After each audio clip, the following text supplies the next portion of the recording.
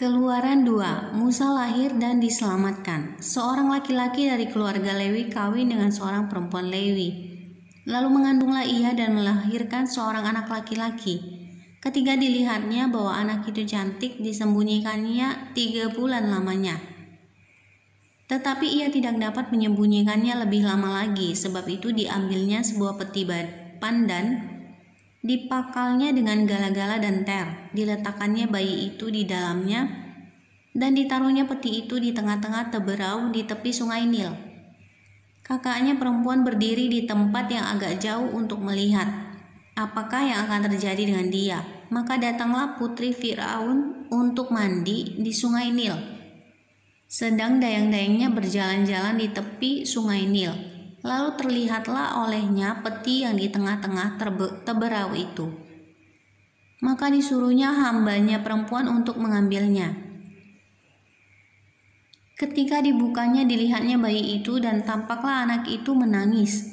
Sehingga belas kasihanlah ia kepadanya dan berkata, tentulah ini bayi orang Ibrani.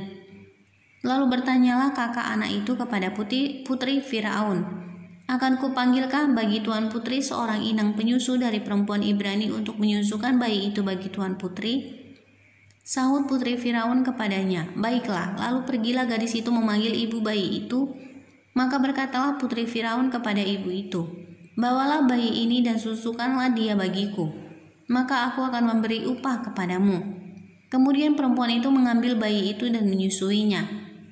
Ketika anak itu telah besar, dibawanyalah kepada putri Firaun. Ia mengangkatnya menjadi anaknya dan menamainya Musa, sebab katanya, karena aku telah menariknya dari air.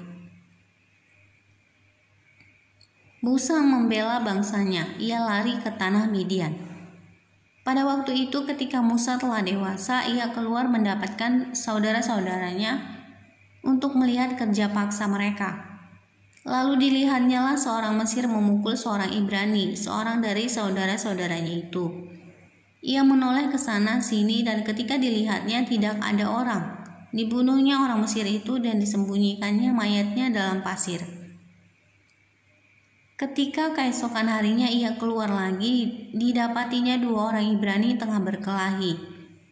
Ia bertanya kepada yang bersalah itu, mengapa engkau pukul temanmu? Tetapi jawabnya, siapakah yang mengangkat engkau menjadi pemimpin dan hakim atas kami? Apakah engkau bermaksud membunuh aku sama seperti engkau telah membunuh orang Mesir itu? Musa menjadi takut sebab pikirnya tentulah perkara itu telah ketahuan. Ketika Firaun mendengar tentang perkara itu, dicarinya ikhtiar untuk membunuh Musa. Tetapi Musa melarikan diri dari hadapan Firaun dan tiba di tanah Midian. Lalu ia duduk-duduk di tepi sebuah sumur. Adapun imam di Midian itu mempunyai 7 anak perempuan. Mereka datang menimba air dan mengisi palungan-palungan untuk memberi minum kambing domba ayahnya. Maka datanglah gembala-gembala yang mengusir mereka. Lalu Musa bangkit menolong mereka dan memberi minum kambing domba mereka.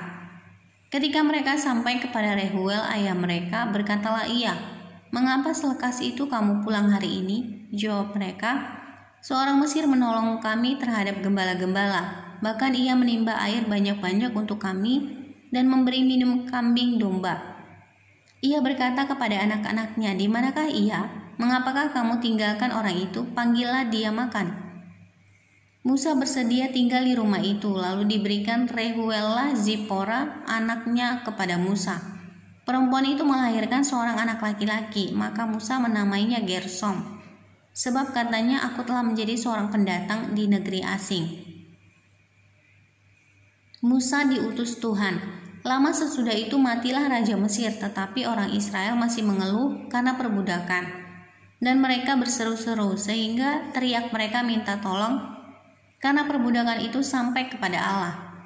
Allah mendengar mereka mengerang, lalu ia mengingat kepada perjanjiannya dengan Abraham, Ishak dan Yakub.